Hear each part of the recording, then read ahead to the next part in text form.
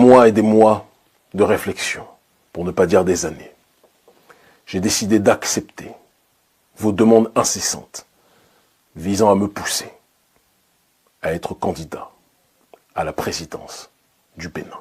Que la paix, si possible, soit sur vous tous.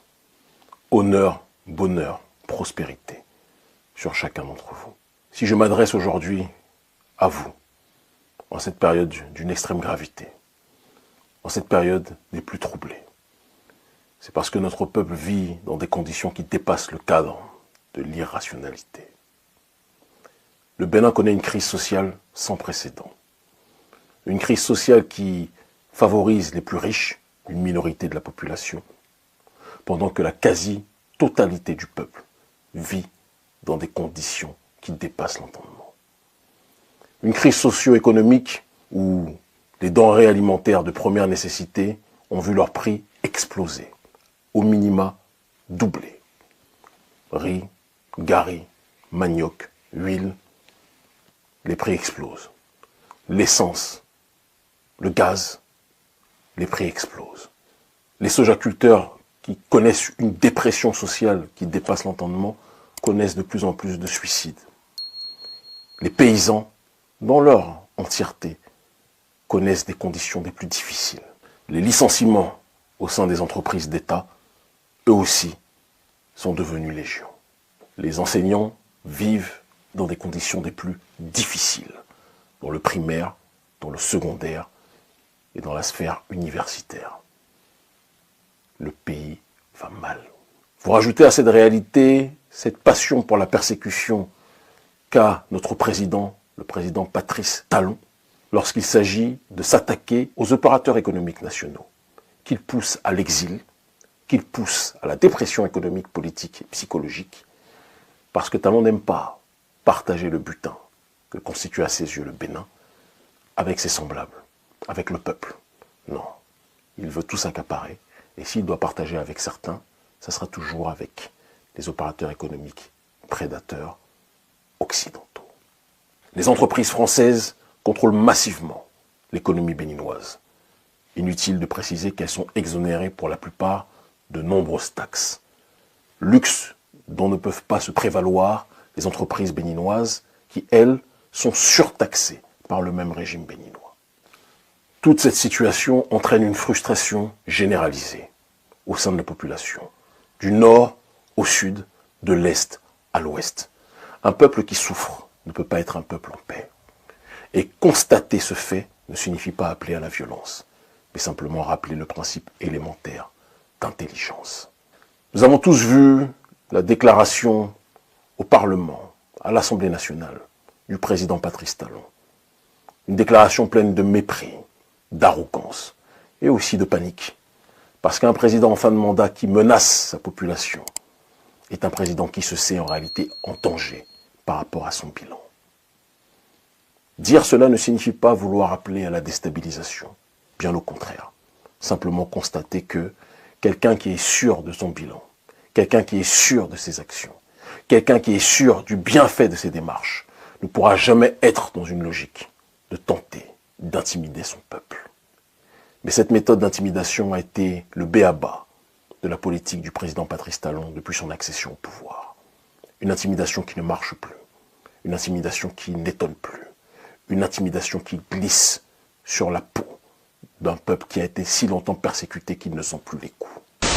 Face au faible pouvoir d'achat, les Béninois vivent depuis quelques semaines la flambée des prix des produits de première nécessité sur le marché. Une situation qui vient enfoncer le clou des plaintes d'une crise socio-économique sans précédent au pays de l'Amazone. Il n'y a rien qui est moins cher actuellement au Bénin. Les produits vivriers sont très chers.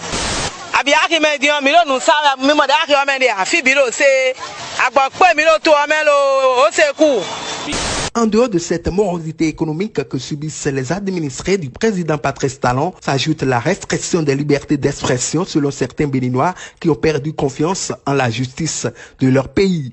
La justice en réalité, c'est ça notre rempart. Maintenant aujourd'hui on n'a plus confiance. Parce qu'au pays actuellement quand tu parles, on viendra te chercher chez toi. Il y a trop d'arrestations dans le pays même. Nous ne pouvons pas parler de la démocratie au pays. On n'a plus la liberté.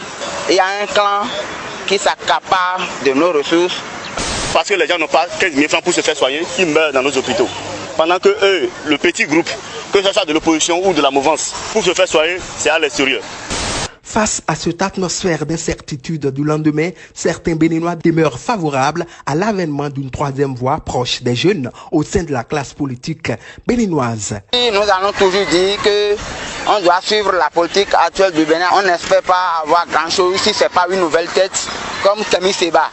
Sinon, avec l'opposition actuelle, qui maintenant peut changer la tendance? Monsieur Kémy Séba incarne aujourd'hui la dignité africaine. En Afrique aujourd'hui, nul n'est sans savoir, il reste celui-là qui est prêt à donner sa vie pour ses frères. Kémy Séba, c'est un jeune dynamique. Pourquoi ne pas lui donner une chance de diriger un jour notre pays, le Bénin? On en a besoin. Kémy Séba, on s'en a encore, on connaît les télé, mais pour nous pour. Mato nebe amede do volonté de tole jawea, ye maudia. Et là on noir. Et c'est pour ces raisons, après des mois et des mois de réflexion, pour ne pas dire des années, j'ai décidé d'accepter vos demandes incessantes visant à me pousser à être candidat à la présidence du Bénin.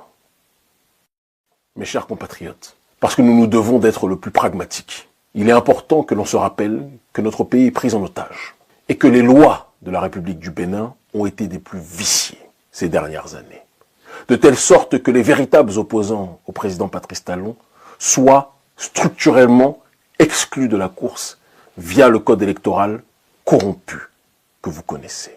Et c'est pour cette raison que nous avons dressé 3 options qui nous permettront d'être candidats à la présidence du Bénin. La première option, issue d'un certain nombre d'interactions avec les cadres du Parti des démocrates, sera que ce parti, le parti de l'ancien président Yahi Boni, nous porte candidat à l'élection de 2026.